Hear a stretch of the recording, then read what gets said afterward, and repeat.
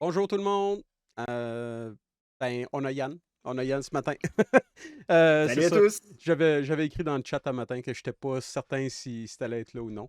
Mais c'est ça. Yann m'a dit qu'elle allait toujours être là, Je repasse. sauf les fois où il ne pourrait pas être là. C'est ça. Donc, moi aussi d'ailleurs. Fait que ça se peut à un moment donné qu'il y a un live. Tu sais, un coup de malchance, ça se pourrait à un moment donné qu'il y a un live et il n'y a aucun animateur. Là. On va essayer d'éviter ça. Là, mais... écoutez, bienvenue à tout le monde. J'ai comme un chat dans la gorge ce matin, désolé, là. Je vais pas arrêter d'éclaircir ma voix, je le sens ce matin. Euh, merci à tout le monde d'être là ce matin. J'espère que vous allez vous assurer à qui ça s'adresse, à qui c'est pertinent de souhaiter bonne fête des mères à votre chère maman après le live ou au cours de la journée. Moi, je vais en profiter tout de suite. Ma mère écoute mon live et je vais vraiment me- tout de suite me mettre sur le transfert, éditer puis tout ça pour travailler mon édito puis le poster le plus rapidement possible. Normalement, ça prend plusieurs jours, mais là, je vais le mettre sur Facebook beaucoup plus vite pour qu'elle voit ce message-là rapidement. Bonne fête des mères, maman, je t'aime beaucoup. Euh, Bonne fête à toutes les mamans, ouais, y compris définitivement. la tienne, y compris la mienne. Moi, en tant que Français, j'ai la chance de pouvoir le souhaiter 2 fois parce que la date de la fête des mères est pas la même en France. Ah, c'est-tu une affaire franc-maçonnique ou quelque chose de même? Oh, Ou... assurément, assurément. C'est probablement les Illuminati français, ceux qui essayent de nous forcer à manger du bleu et puis des affaires de même qui ont décidé que la date était pas la bonne. Sinon, je vais juste redimensionner Yann un peu pour montrer le Sauce Meter. J'ai cru comprendre que c'est pas la version finale, mais c'est très près de la version finale. Donc, je l'ai mise à jour avec ce que Saya Luna m'a envoyé au cours de la semaine. Donc, ça avance pas mal bien. Vous voyez, déjà, il y a de l'animation que je suis pas certain qu'il y avait l'autre fois. C'est quelque chose que je lui avais demandé de mettre. Je suis très exigeant comme client. Non, je fais des blagues. Euh, En fait, il y a un truc où je suis pas nécessairement. Il faut aimer travailler avec quelqu'un comme moi pour ça, parce que ça peut être un peu anxiogène, j'imagine, là. Mais je lui ai laissé beaucoup de latitude, puis j'ai vraiment dit, ben écoute, voici un peu les idées, les thèmes que j'aime. Surprends-moi, tu sais. Parce que c'est toujours un danger d'arriver avec un design déjà précis. Je voulais qu'elle y mette du sien, donc c'est ce que j'ai à date, puis je suis très content. D'ailleurs, les petits flacons, là, les petits bols de sauce, ça, c'est une idée qu'elle a eue elle-même. Puis même à un moment donné, elle disait: «Ah, je suis pas sûr que j'aime ça.» Puis j'ai dit: «Non, non, moi j'aime ça, on garde ça.» Puis c'est ça, plus on va vers la croûte, plus ça croûte. Puis c'est ça, le dernier contenant, il est même cassé, puis il est en train de déverser, là. Puis elle a rajouté un petit crâne là, qui est très peu perceptible, mais il est là, il est en bas. Là. Euh, on va aller dans l'édito tout de suite. Ça a été une semaine un peu particulière parce que j'ai eu quelque chose de très difficile sur Lego à faire. Puis je pense que c'est difficile pour tout le monde, puis c'est correct. J'ai eu une remise en question à faire d'une certaine façon. Je vous donne le contexte.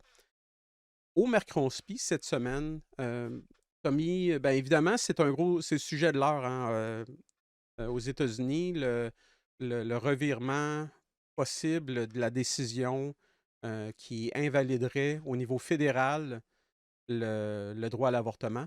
Donc, ça a été un gros sujet. Mercredi, c'était une journée aussi particulière pour moi.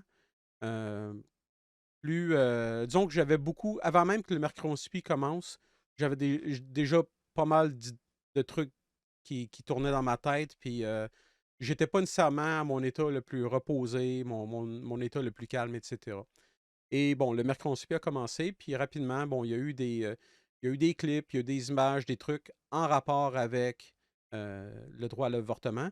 Et il y a eu en rafale 2 messages effacés qui, bon, j'y vais de mémoire, là, je pense que c'était justifié, là, par rapport à des positions un peu rough sur Tout l'avortement. à fait. Et pour moi, ça n'a pas passé. J'ai activé le emote only, sans concerter avec les autres, sans vérifier l'avis des autres. Puis rapidement, il y a un autre modo dans notre chat sur Discord qui m'a écrit Ça va, Mathieu? Point d'interrogation. Puis c'est ça, ça a été l'élément déclencheur pour me dire OK, est-ce que c'était légitime ou non? Euh, c'est ça, ça m'a poussé à y penser. Ben rapidement, j'ai d'abord dit ben écoutez, tu sais, réactivez-le si vous voulez, je suis à l'aise, c'est correct. Quelque chose comme ça. Et après quelques secondes de plus encore, j'ai réalisé que non. Ma position sur le droit à l'avortement ne devrait pas empêcher des gens de s'exprimer. Puis, ben, suite à ça, j'ai réactivé ben, en fait, j'ai désactivé le emote only. En tout et partout, ça n'a même pas duré une minute. Ça n'a même pas duré une minute. Puis, est-ce que c'était catastrophique? Non. Est-ce que, tu sais, je regrette de l'avoir fait? Ben, le regret, c'est difficile. J'aime pas ça, utiliser le terme regret, parce que, oui, tu sais, des fois, on peut avoir des regrets sur certains trucs. Je ne regrette pas de l'avoir fait, mais si c'était à refaire, je le referais pas. Dans le sens où de faire cette erreur, de laisser mes émotions prendre le dessus comme ça, euh, m'a permis de justement réaliser que ça peut arriver, puis m'a permis de faire cette petite leçon d'humilité, puis de dire, vous avez raison, les autres modos, je suis allé trop loin, je m'en excuse, puis bon, puis on avance, hein. C'est comme ça avec nous aussi, là. Euh, c'est une des choses qui arrive des fois pour les gens dans le chat, c'est que quand vous avez des messages effacés, un, deux, trois, ça peut arriver des fois des dures soirées ou une soirée où vous êtes un peu dans le même esprit que moi j'étais ce mercredi-ci. C'est pas des journées idéales pour regarder le stream, ou du moins, c'est pas des journées où, en regardant le stream, vous devriez avoir le clavier à portée de main. Glissez-le un peu plus loin. Donnez-vous cette étape-là de plus avant d'écrire un message. En plus, comme modo, c'est d'autant plus difficile parce que. Archaël! C'est d'autant plus difficile parce que nous, tu sais, effacer des messages ou emote only, c'est un clic de souris. Donc, évidemment, c'est une erreur qui peut être. Ben, une erreur. C'est un geste qui peut être commis très rapidement.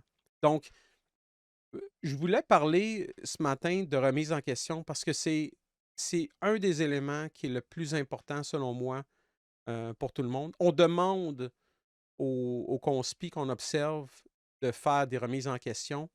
Je pense qu'il faut. Non, je pense pas. Il faut qu'on soit aussi en mesure, qu'on soit aussi capable de faire ça nous-mêmes. Euh, Est-ce que vous avez déjà eu des remises en question à faire? Est-ce que vous avez été capable d'accepter d'avoir eu tort, puis de quand même avancer, puis de dire, bon, mais c'est correct, j'apprends de ça, puis j'avance? C'est important de l'accepter. C'est important de reconnaître quand on a tort, puis on s'en rend compte parce que justement, on grandit à travers ça. Le pire, c'est de ne pas avouer l'erreur ou d'admettre, de s'admettre qu'on a eu tort, mais de faire comme si c'était jamais arrivé, puis d'essayer de le glisser sous le tapis. Si on efface une partie de notre histoire, ben, la même erreur va survenir à nouveau. Donc, c'est vraiment quelque chose d'important, la remise en question. C'est quelque chose qu'on devrait faire ben, aussi souvent qu'on a besoin de le faire.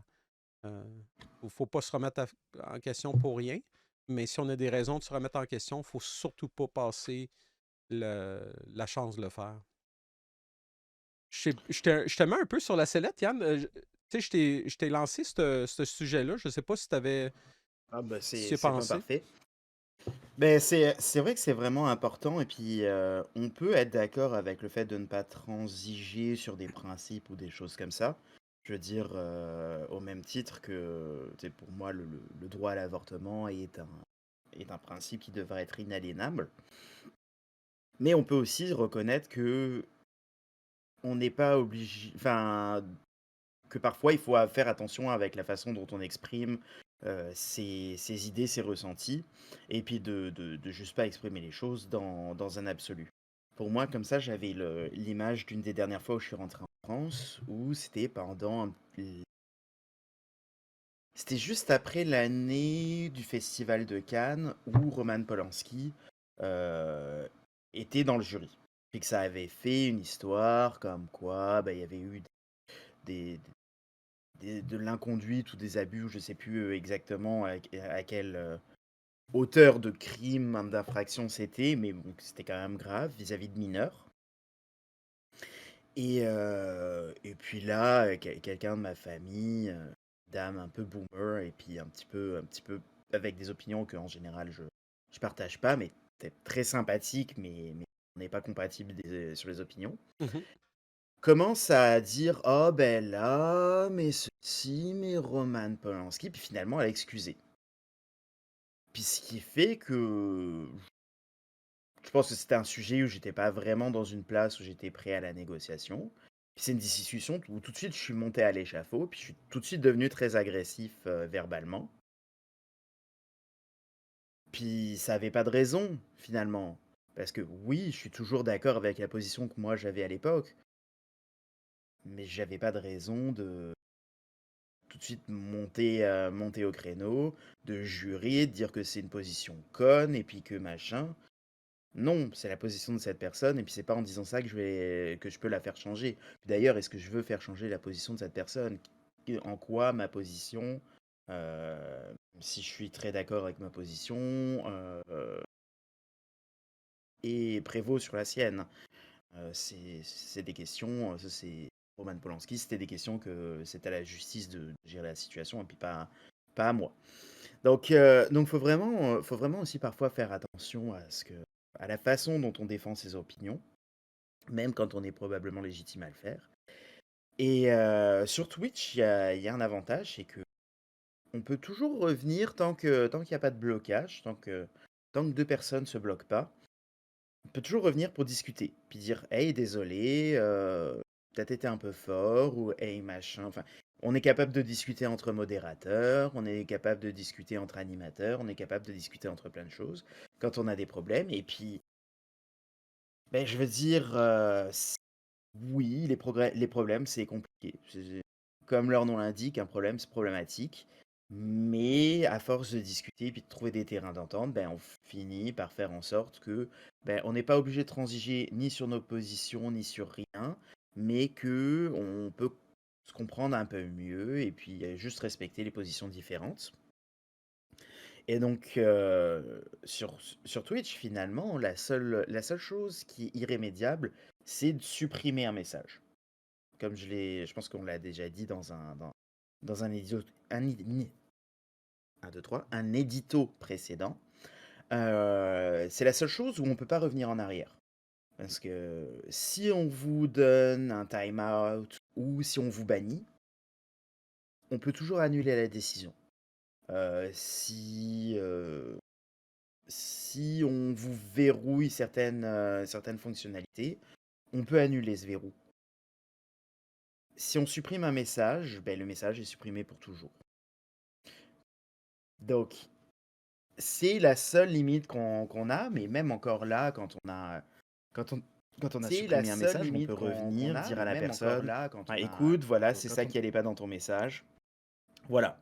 Genre, moi ça m'arrive fréquemment sur Douteux de dire, écoute, genre, je sais que tu es nouvel utilisateur, mais je te précise que sur Douteux TV1, on n'aime pas tant ça que ça. Enfin, c'est contre les règles de modération, les diagnostics psychiatriques.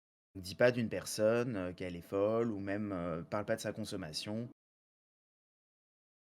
puis tout ira bien. Puis en général, ça va bien, ça, la personne prend, puis ça passe. Ou parfois, ça arrive aussi, par exemple, qu'on se trompe, qu'on fasse un misclick et puis qu'on supprime un message qui n'a pas lieu d'être. Et puis tout ça, on peut discuter, on peut s'expliquer. Et puis parfois aussi, Moi, par exemple, ça m'est arrivé de... Comme je regarde Twitch sur la télé, j'ai un décalage plus grand entre les messages euh, et, euh, et le chat que la norme. Comme... Puis ça m'est arrivé que je modère quelqu'un sur quelque chose, mais en fait, c'était une référence à ce que quelqu'un a dit sur une vidéo qui s'était pas encore affiché dans ma télé. Donc moi, j'avais un temps de retard et je l'avais pas vu. Bah, il suffit de s'excuser, il suffit de dire bah écoute, voilà, c'est ça qui se passe et puis voilà. Donc c'est toujours compliqué. Il faut toujours, on a le droit à ses émotions dans une discussion, dans une interaction entre personnes. Faut être légitime à les avoir, mais faut savoir comment les exprimer et puis comment se respecter mutuellement. Je vais prendre un autre exemple pour terminer. C'était l'exemple du shit show de Richmond, pardon. Euh, Justement où j'ai rencontré Keto pour la première fois, puis on a vu, j'ai rencontré Tommy aussi, puis on a rencontré Monsieur Jonathan Blanchette. C'est là que j'ai signé mon contrat avec Camus, moi. Mm. Oui, bah moi aussi j'ai confirmé. C'est là où j'ai confirmé ma période d'essai. Et pendant toute l'affaire, Monsieur Blanchette continuait on and on avec ses ritournelles habituelles. Rien de surprenant, rien de surprenant, mais ça continue encore et encore. Et puis, bon, on est à la table avec Tommy et moi, et puis moi j'ai juste but de pas trop parler et puis de m'exprimer si ça tombe sur de la technicité scientifique. Et puis Tommy, lui, bah, interagit. Tommy et Tommy. C'est ça. Tommy est pas mal Tommy. Puis ça avance, et puis bon, ben, ça glisse petit à petit parce on s'attendait rien qu'à ça. Puis à un moment, il y a une réflexion sortie de nulle part sur il sacre Joe Lindigo qui se fait dire de ne plus sacrer parce qu'il y a des enfants dans la salle et que si ça continuait, le débat serait arrêté. Puis qui nous explique que il sacre pas, et puis que de toute façon, s'il sacrait, c'était avec émotion, et puis qu'il était légitime à ses émotions, et que tout ça. Ok, ok, très bien. Bon. Puis sur ce, il sort de nulle part un propos sur qu'il est là pour nous déclassifier notre glande pinéale et puis nous faire voir la réalité. Puis ça fait rire Tommy. L'assistance côté douteux était désarçonnée. Je veux dire, c'est un propos qui sortait de nulle part. Puis effectivement, c'était drôle. Puis Tommy rit. Puis là, Monsieur Blanchette part dans sa diatribe et puis part fâché. Puis part à nous faire un caca nerveux.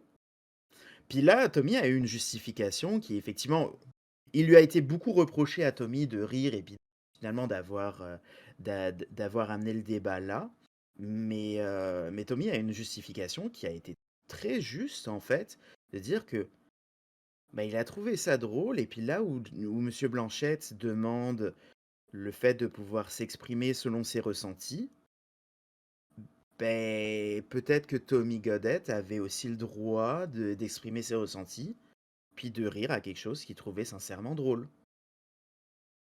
Et puis, ça s'est pas passé, mais c'est un argument qui est audible. Soit tout le monde se maintient et puis on garde ça sur un niveau de pure rhétorique, puis d'expression d'idées, soit on décide quel est le degré adéquat d'expression des ressentis,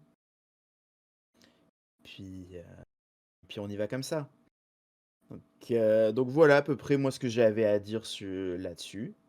Euh, Puis c'est ça, moi mon ressenti à moi, c'est que ça fait toujours plaisir d'être là le dimanche matin.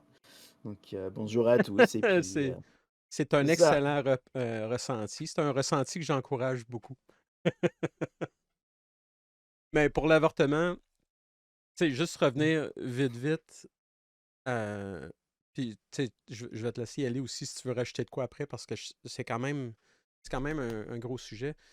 L'avortement, je vois ça comme étant, euh,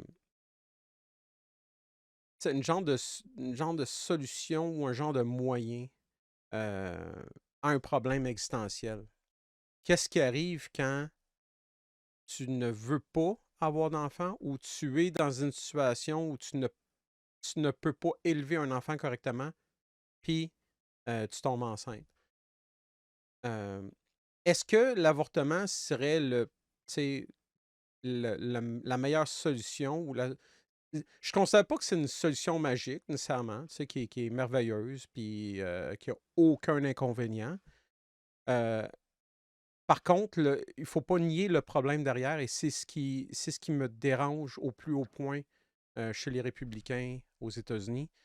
C'est leur aveuglement à, tu sais, à reconnaître des problèmes comme ça. Tu sais, le problème que tu crées est énormément plus grave et lourd de conséquences que le problème de tuer. Même à la limite, on s'entendrait tous pour dire oui, c'est une vie, puis blablabla. Euh, Tu sais, la femme qui veut se faire avorter, parce que peu importe la raison, elle s'est fait violer, puis est tombée enceinte, ou elle est sous le seuil de la pauvreté, elle a de la misère à subvenir à ses propres besoins, puis là, on l'oblige à amener un enfant à terme. Euh, Tu sais, c'est un enfant qui ne sera pas désiré, hein. C'est un enfant qui n'aura probablement pas l'amour. Tu sais, c'est des trucs comme ça qui aident à développer tu sais, des Hitler ou des. Tu sais, est-ce que c'est possible qu'une personne qui a été élevée dans un bon environnement, tout ça, devienne un psychopathe? Oui, c'est sûr. C'est possible. Il y en a partout des psychopathes. Euh, Est-ce que c'est plus élevé comme proportion chez des enfants qui ont manqué d'amour? Mon ressenti est fort dans ce sens-là. Tu sais, je me suis beaucoup intéressé, un intérêt morbide, on peut dire à la limite, là, à des histoires de criminels. Tu sais, je regarde des clips sur YouTube, tu sais, ils couvrent des crimes, ils couvrent l'histoire de l'enfant, de la personne, puis tout ça. Puis pratiquement à chaque fois, la personne a eu une enfance très difficile, avec de l'abus, etc. C'est incroyable, tu sais, de nier ça, tu sais, Et puis la femme, puis l'exemple du viol, c'est encore, c'est le pire de tous. Tu sais, tu vas avoir sur deux pattes autour de toi, quotidiennement, un rappel d'une agression traumatisante que tu as vécue. C'est incroyable. Mm. Mais surtout, le gros problème avec ça, c'est vraiment l'idée qui vient avec. Parce que dans certains États, a priori, il commence à y avoir des idées comme quoi euh, tout avortement, et je parle pas d'avortement uniquement médical, mais aussi d'avortement naturel, donc ce qui est... je parle de mon ressenti, hein, mais j'avais une discussion, on m'avait dit que c'était à peu près un, une grossesse sur 4 qui finit par un avortement naturel, soit parce que le fœtus a un problème, soit pour des raisons enfin, diverses et variées, mais que ces avortements-là, naturels ou médicaux, deviendraient finalement pénalisables. Donc, c'est-à-dire qu'une femme, pour une raison, elle a un embryon qui est fécondé, cet embryon, comme la plupart des embryons qui se perdent, par exemple, est trisomique, et puis que cet embryon se résorbe et puis ne se développe pas, donc la, la mère fait une fausse couche, ben, elle pourrait être pénalisée. Et pour uniquement des ressentis qui sont de nature religieuse. Oui, Ça devient des propos ultra droite chrétienne. Donc c'est les protestants je crois que c'est les baptistes qui tournent autour des républicains, beaucoup, euh, qui ont décidé que toute forme de vie était supérieure effectivement à la, à la liberté et puis à l'existence de l'entité féminine. Tu peux pas le voir, Yann, Ouais. mais j'ai partagé, en parlant, ça m'a rappelé ce que j'ai vu sur Reddit il n'y a pas si longtemps. Je suis un subreddit qui s'appelle Data is Beautiful. C'est un peu en lien, c'est un peu connexe avec mon métier. Puis j'ai vu un graphe que je trouvais très intéressant. C'est pas typique des graphes qu'on voit sur cette page-là. Généralement, c'est des belles représentations, des trucs comme ça. Mais là, c'est la donnée qui est intéressante. C'est le pourcentage des Américains qui croient que l'avortement devrait être illégal à travers le temps, donc de 1975 à 2020. Et ça oscille autour de 20%. Donc, quiconque, tu sais, n'importe qui croit que c'est démocratique euh, c'est- est dans le déni solide. Absolument. Parce que oui, on ne va pas dire pour autant que ça veut dire que 80% des gens sont pour. Mais minimalement, ça veut dire qu'il y a 80% des gens qui sont pour ou qui s'en foutent parce que ça ne les concerne pas. Donc, c'est gros, là. Mm. 20%. Puis, oui, et puis ça montre quand même que finalement une fraction de la population a accès à des lois ou à faire passer des lois sans être elle-même représentative de la majorité. Et ce qui montre quand même un état de la démocratie qui est assez biaisé, qui est très étrange. Alors que souvent d'ailleurs c'est des sensibilités politico-morales, religieuses qui vont avec les grands défenseurs de droits et libertés.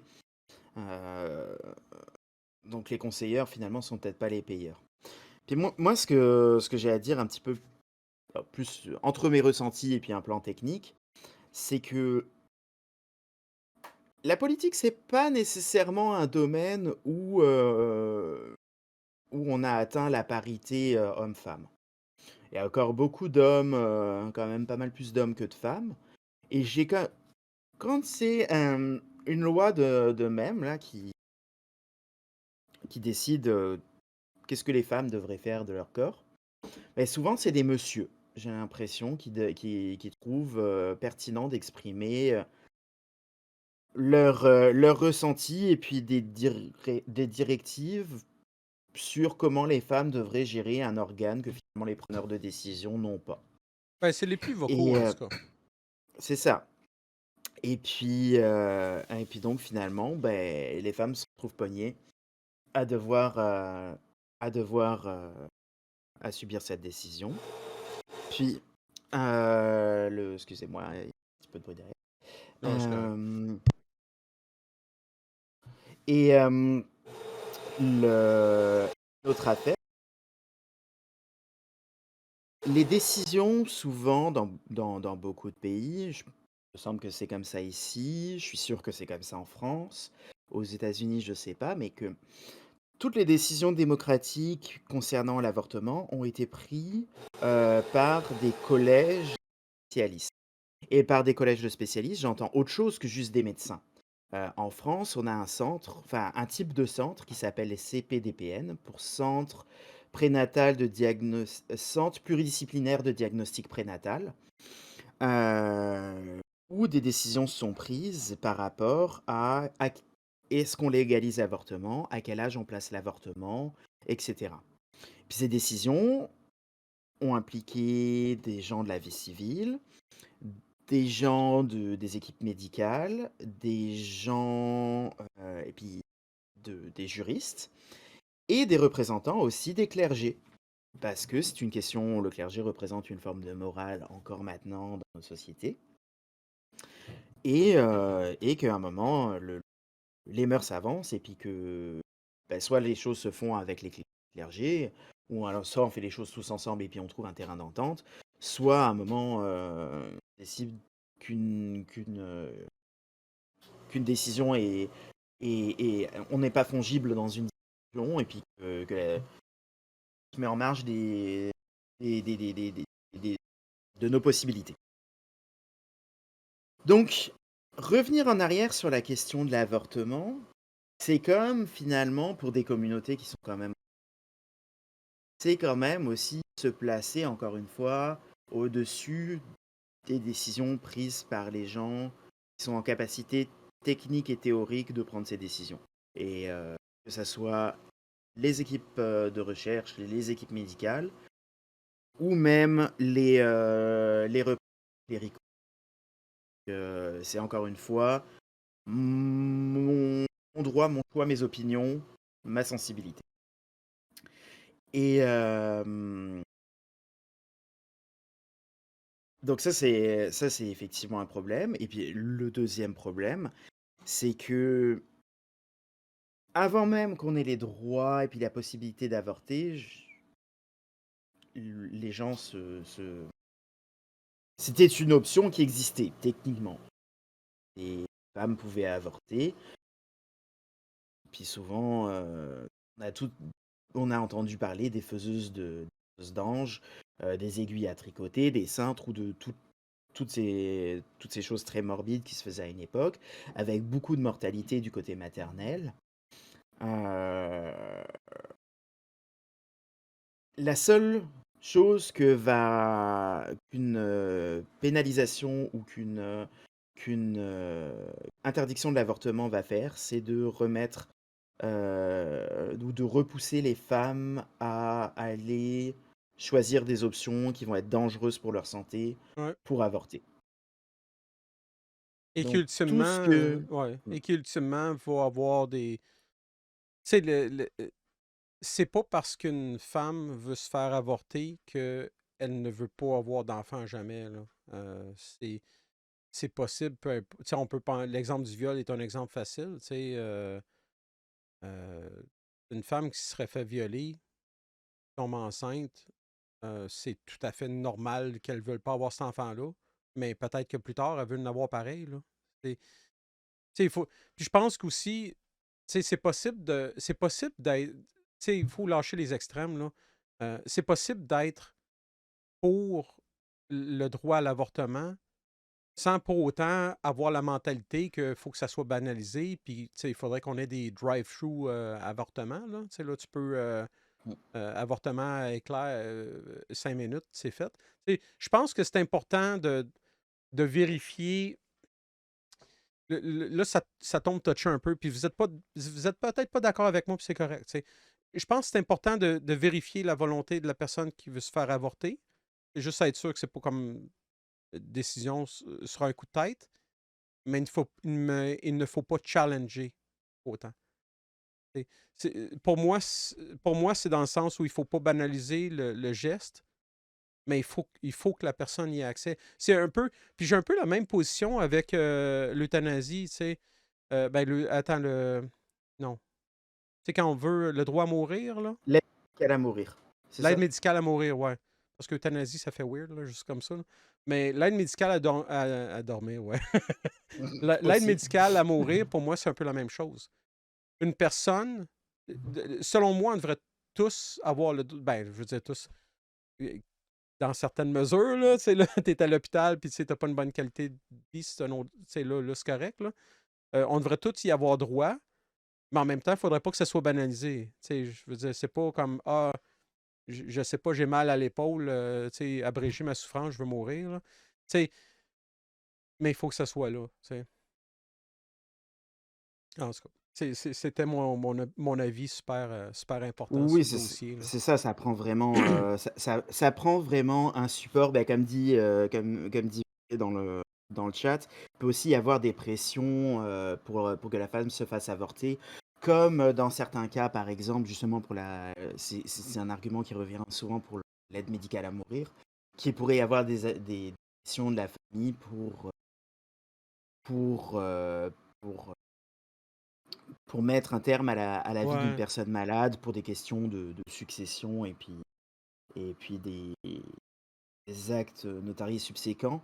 C'est pour ça que justement, effectivement, il faut réunir les membres de la société civile, y compris à mon avis, parce qu'ils sont quand même représentants d'une certaine frange de la société, les croyants, et puis même les gens de tous bords politiques, pour trouver un entre-soi et puis un entre-deux adéquat et puis des conditions adéquates pour que justement on ne voit pas d'anomalies, de choses comme ça, ni de pression, mais d'offrir la possibilité aux gens, dans une certaine mesure, de disposer de leur corps. Et puis surtout de pouvoir disposer de leur corps sans souffrance. Parce que, encore une fois, je vais parler très au travers de mon chapeau et mon propos va être vraiment pas. Je veux vraiment pas que ce soit mal pris ou que ce soit pris pour du cynisme. Mais par exemple, dans la protection animale, euh, souvent quand le MAPAC ou les options ramassent des animaux, ben, il y a l'option de les soigner, puis de les retaper. Ou l'autre option, c'est, et puis on l'a aussi en recherche d'ailleurs avec nos modèles de maladie, c'est finalement d'euthanasier l'animal pour mettre fin à ses souffrances. C'est pas, c'est, donc si pour l'aide médicale à mourir, et puis c'est là où mon propos, je veux vraiment le, et puis je veux choquer personne, et puis, mais on a toujours la possibilité, enfin, un contrôle sur sur notre décès en ayant l'option de pouvoir nous suicider en tout temps. Sauf que d'avoir la possibilité de le faire en sachant que ça sera, entre guillemets, bien fait et sans souffrance, c'est autre chose sur le plan éthique, sur le plan moral et sur beaucoup de plans que d'avoir mettons, une personne qui se tente d'une manière ou d'une autre, puis qui survive avec des séquelles. Mais d'un autre côté, là où le débat est ouvert, c'est qu'une personne qui survit à une tentative de suicide peut changer ses positions, puis se décider que la vie peut valoir la chance d'être vécue, ou le coup Ouais. d'être vécu. Et puis, alors que si on est en compétence médicale, en principe, c'est terminal et puis il y a pas de, on se rate pas. Donc c'est vraiment des choses qui sont compliquées et puis qui sont vraiment, qui ne devraient pas être à la charge de une personne ou de une profession et qu'il faut vraiment tous discuter ensemble pour que tout le monde trouve un terrain d'entente. Ouais, absolument. Merci pour le follow, Drakir, le quatrième du nom. Ouais, c'est un sujet que j'aime quand même discuter parce que c'est pas noir ou blanc, là. Tu sais, il y a place à discussion là-dessus. Tu sais. C'est ça, c'est pas noir ou blanc. Je pense que les deux extrêmes peuvent être mauvais, tu sais, comme dans à peu près Mm. tout. Mm. La position raisonnable, c'est quelque chose entre les deux. Et puis, il faut aussi faire attention à l'inverse. Alors moi, je suis complètement agnoste, mais à blaster les religions sur le principe qu'elles sont des religions, parce que je parle au travers de mon chapeau d'anthropologue Citoyen. citoyen, mais à la base, me semble que que ça servait un petit peu de forme à la fois de morale et puis de cadre juridique. Donc, c'est toujours très inflexible par essence, parce que si on décide que notre morale est flexible, ben, on fait un petit peu comme on spie, puis on décide que tout ce qui nous arrange c'est bien, et puis ce qui fait pas notre affaire, c'est mal. Puis mm, effectivement, l'entité de la religion, quel que soit soit le- l'obédience, la croyance que l'on exprime, est toujours très inflexible parce que ça marche sur des principes, des grandes lois, des grandes affaires qui sont censées être écrits, ben, si on en croit l'Ancien Testament, littéralement écrit dans le marbre. Mais il y a aussi plein d'options gérées par l'Église et puis plein de nouveaux ecclésiastiques qui évoluent avec le temps. Et puis faut peut-être donner la chance à ces coureurs que ben, la sensibilité du monde à à une entité supérieure, à une croyance et un dogme, peut quand même aussi évoluer et puis peut donner autre chose que ce qu'on voit quand on voit justement les ultra-orthodoxes exprimer des idées extrêmement rétrogrades. La modernité n'est peut-être pas exclue des religions.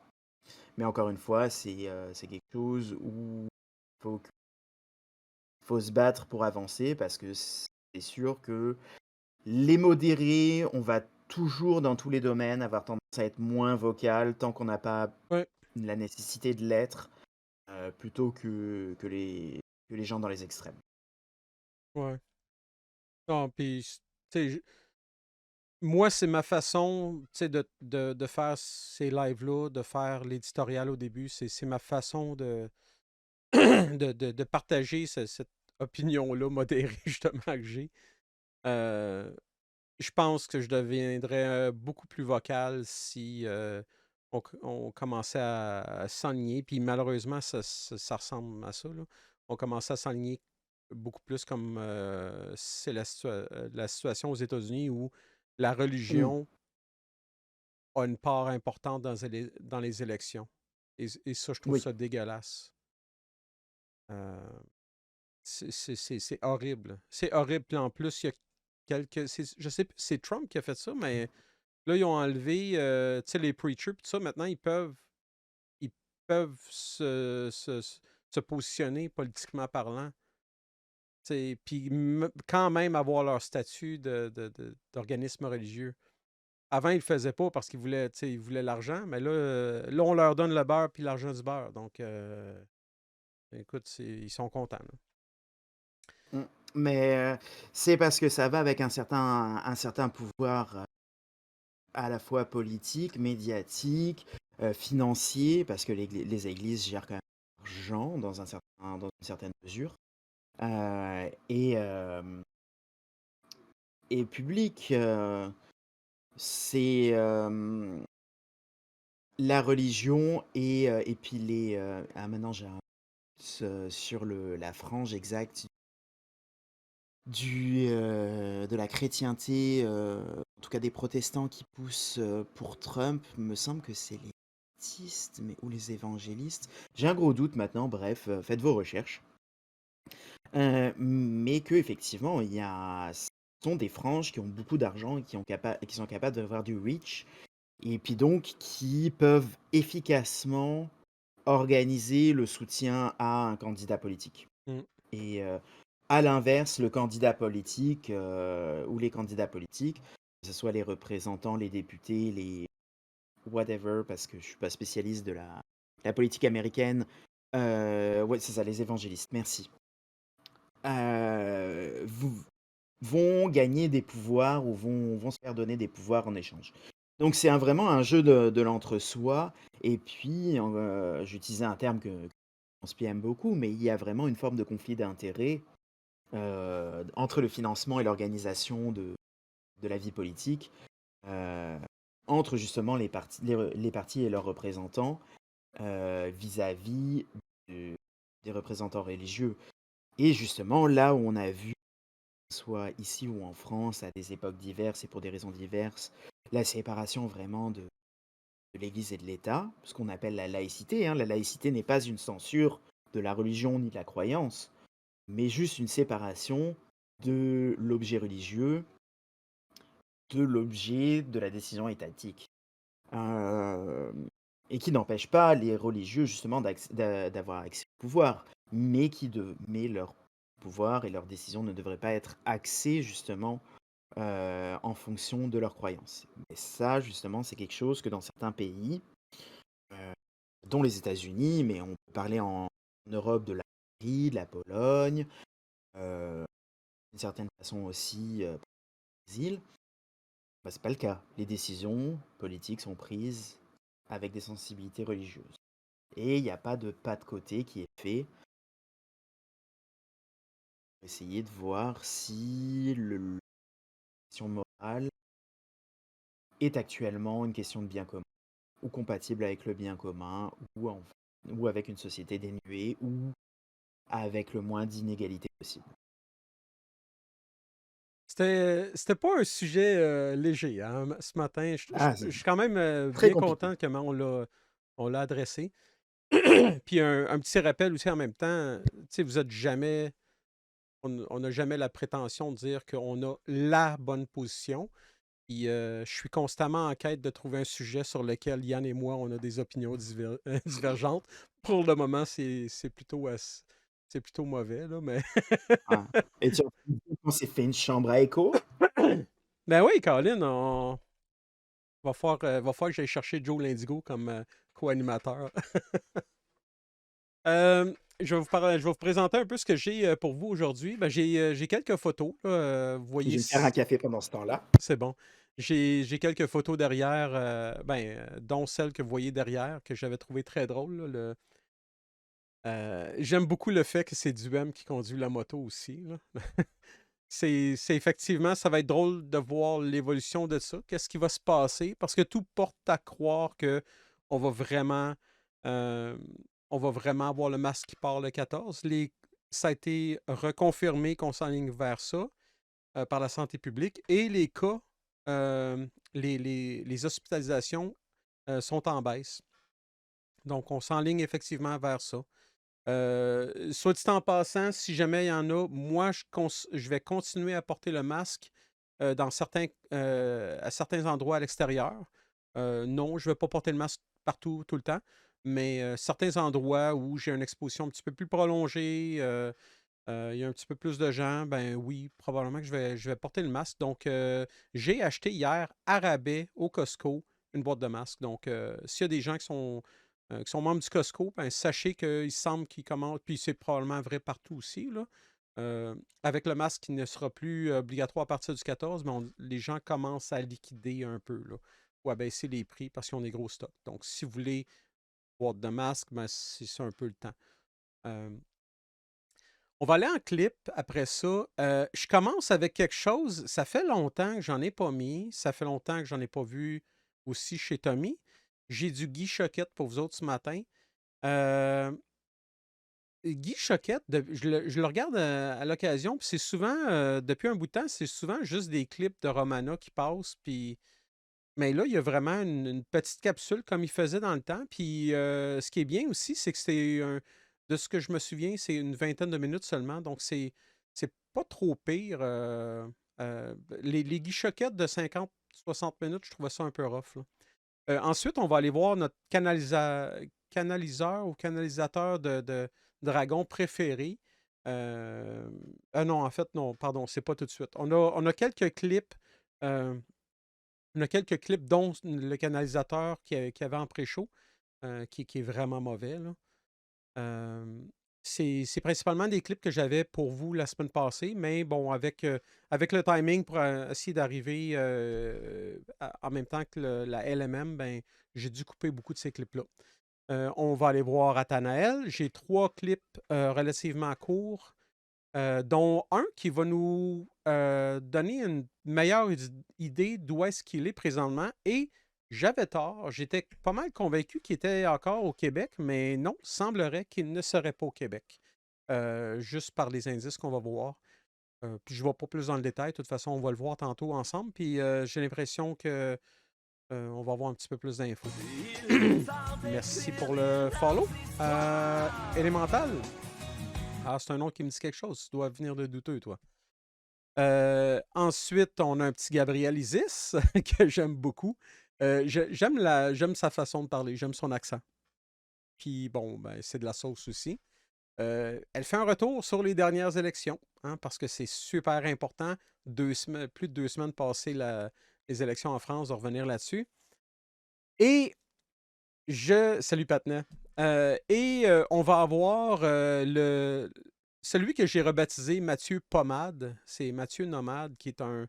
C'est l'équipe, c'est le deuxième trio là, dans l'hypnose régressive qui va nous parler d'actualité, évidemment, hein, parce que tu te fermes les yeux puis pouf, tu peux donner ton opinion comme si c'était un fait. C'est ça l'hypnose régressive. Donc, on va parler d'énergie post-élection, gilets jaunes, crise économique et Ukraine. Ça, c'est merveilleux. Merci pour le follow, Deepness. Et bon, on va finir avec un Gilles. Gilles Mention.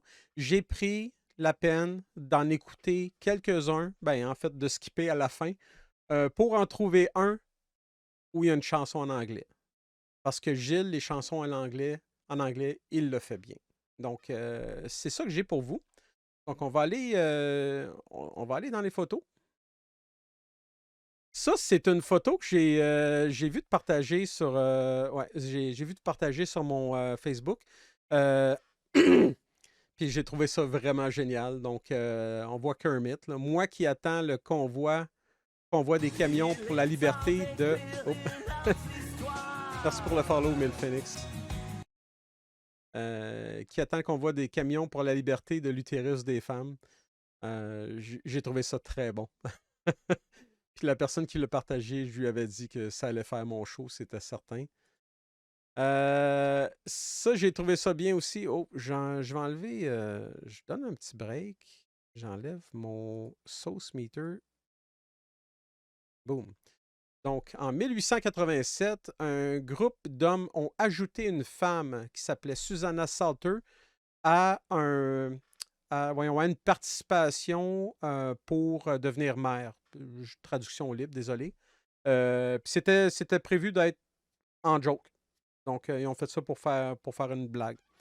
Puis, la blague n'a pas marché parce qu'elle a gagné 60% des votes et elle est devenue la première femme à être élue maire d'une ville américaine. J'ai trouvé ça très drôle. J'ai trouvé ça très drôle, puis ça me faisait penser aussi à l'histoire. Je n'ai pas retrouvé, mais c'est probablement facile pour vous de trouver l'histoire là-dessus. Mais il y a un pape aussi dans l'histoire qui a été élu comme ça.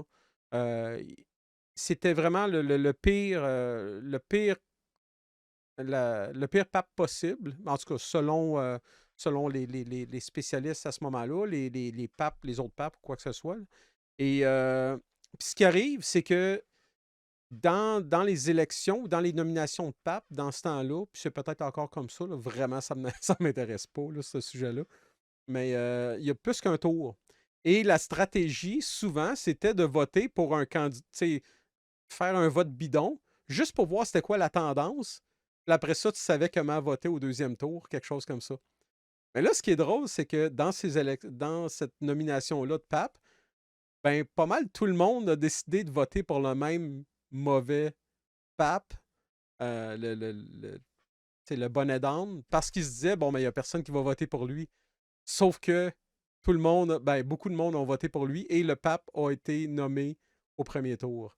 Euh, donc, quand vous avez à voter pour quelque chose, même si c'est plus qu'un tour, là, votez donc tout de suite pour ce que vous voulez. C'est la morale de l'histoire. Oups, ah ouais, ça. Ah, les masques, c'est mal, hein, parce que, tu sais, si vous voyez un enfant qui a un masque, là, puis en dessous, l'enfant, là, il est bâillonné, il y a du duct tape, là, vous ne pourrez pas le savoir. Ça, là, c'est la raison pour laquelle le masque est mal. C'est incroyable. Ah ouais, c'est magique. Parce que c'est sûr que l'enfant tu sais, qui est enlevé par qui est aux mains d'un ravisseur, s'il y a un masque, là, ça va être impossible de le savoir, là, par son comportement, ça va être impossible. Ben, voyons donc. C'est vraiment de l'esprit de bottine là, à un niveau incroyable. Ah ouais, ça, hey, ça c'est beau. C'est abortion, là. Si tu remplaces le B puis le T par D et P, ça fait Adorpian. Ça marche même pas. Je pense que ce que la personne voulait faire, c'est adoption. T'sais. Tu peux, à place d'un avortement, tu peux faire une adoption. Ouais, mais ça montre un peu le. Écoute, il y a quelqu'un qui a payé pour ce T-shirt-là, pour le faire imprimer. Là. C'est vraiment incroyable. Ouais, ben, je l'avais fait plus tôt, mais je rappelle, bonne fête des mères toutes les mamans du chat. C'est incroyable. Puis, tu sais, c'est aussi. Oui, c'est sûr que si les deux sont possibles, tu sais, OK, vas-y avec l'adoption, mais de les mettre au même niveau, c'est quand même très malhonnête, là, parce que l'avortement, c'est comme pas mal direct. L'adoption, c'est 9 mois plus tard, là. Donc, c'est quand même pas tout à fait la même chose, là. C'était peut-être le dernier, ça?